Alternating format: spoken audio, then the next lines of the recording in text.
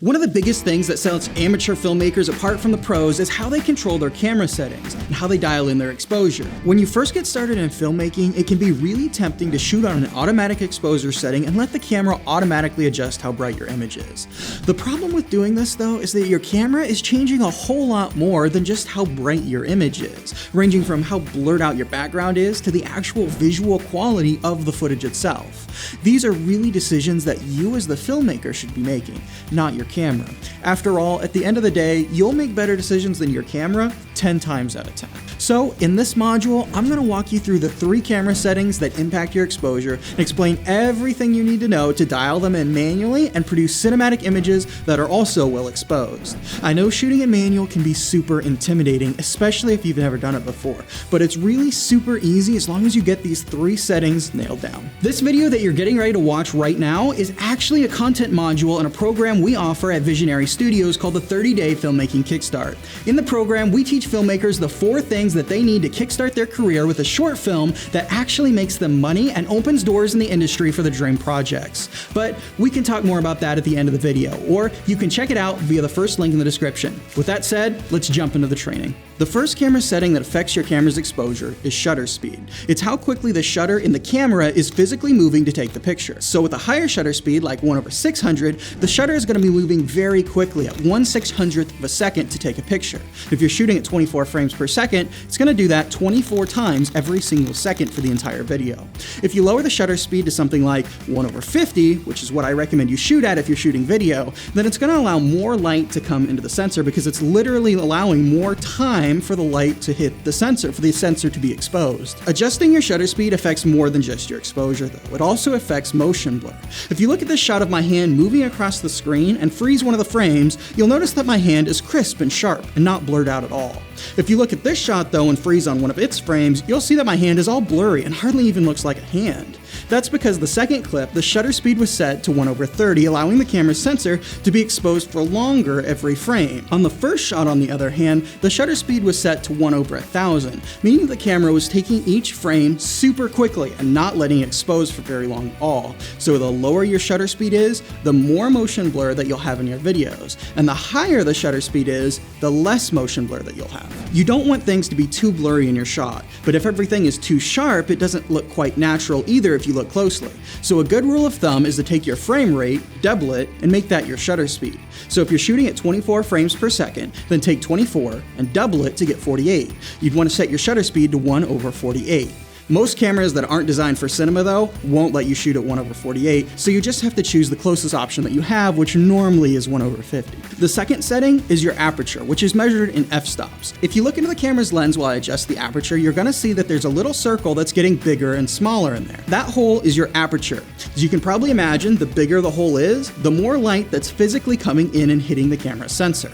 Whereas if the hole is smaller, less light's able to get into the sensor. So if the hole is bigger, that means your image is going to be brighter, and if the hole is smaller, the image is going to be darker. Now, just like shutter speed, adjusting your aperture does more than just affecting the brightness of your image.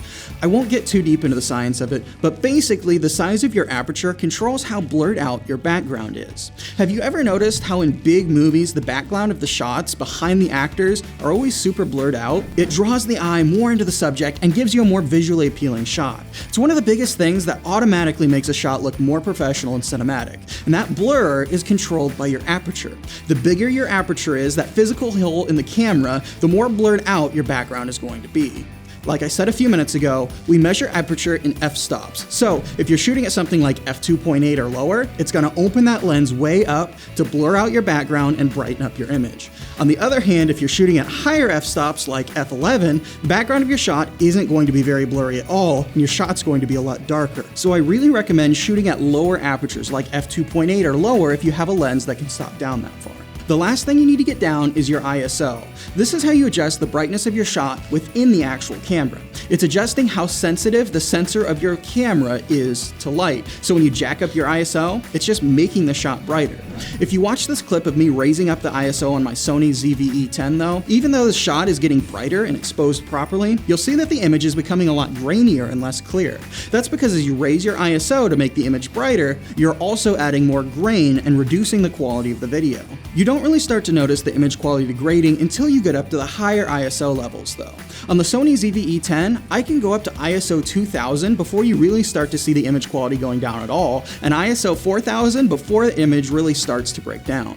On my Sony a7S III though, I can go all the way into the tens of thousands without the shot looking too bad. Every camera has a different threshold for how high you can raise your ISO before the grain takes over the image, but a good rule of thumb is to just keep your ISO as low as possible. For every video or film you shoot, when you're shooting in manual, you're going to be playing with these 3 settings to nail in your exposure. So you want to keep your shutter speed around 1/50, your f-stop as low as possible in the f2.8 range, and your ISO as low as possible. But when you're shooting in the real world, you're probably going to end up having to adjust these settings away from their ideal values. If you're shooting in a darker environment, for example, like basically anywhere indoors, you're going to have to turn your ISO up to expose properly. If we go outside, on the other hand, you're going to notice that our ideal settings are way too bright. So to compensate for that, you can do one of 2 things. The first is you can put an ND filter over your lens. Essentially, this is like sunglasses for your camera. You can get one of these pretty cheap for about $20 or less on Amazon, and it just makes the image darker. But if you don't have something like that, then what you're going to do is you're going to end up bumping up your shutter speed. Instead of shooting at 1/50, maybe you're going to shoot at 1/200, or you might even on a really sunny day shoot at 1/2000 or even higher. It is better to get an ND filter if you can, but if you don't have access to one, just bumping up your shutter speed is totally fine for now. But whatever you do, I'd really recommend leaving your f-stop as close to 2.8 or lower as possible to make sure that you're getting that blurred out background look in your films.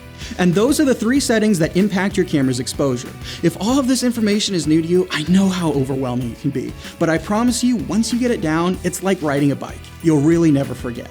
And the best way to get these settings down is to just get out there and start shooting. So with that in mind, I want to give you a challenge after watching this module. I want you to make a super quick short film of you making coffee, or if you're a tea drinker, of you making tea, or at least something that you do on a regular basis.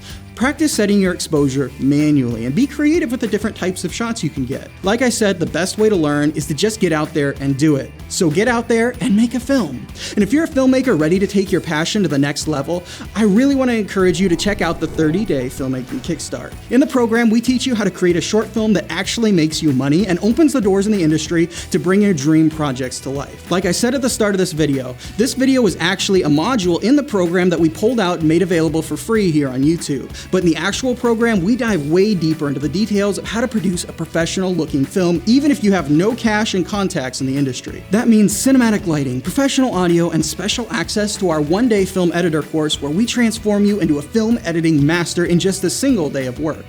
I believe that you have incredible things inside of you that can be released through filmmaking. The film industry needs your voice, and the world is desperately waiting to hear what you have stored up inside. My goal is to participate with you in releasing that vision already inside of you through film. So, for more information about the 30-day Filmmaking Kickstart, or to enroll today and take your first step in making your dream into an actual career in the film industry, just click on the first link in the description. I can't wait to see you in the program.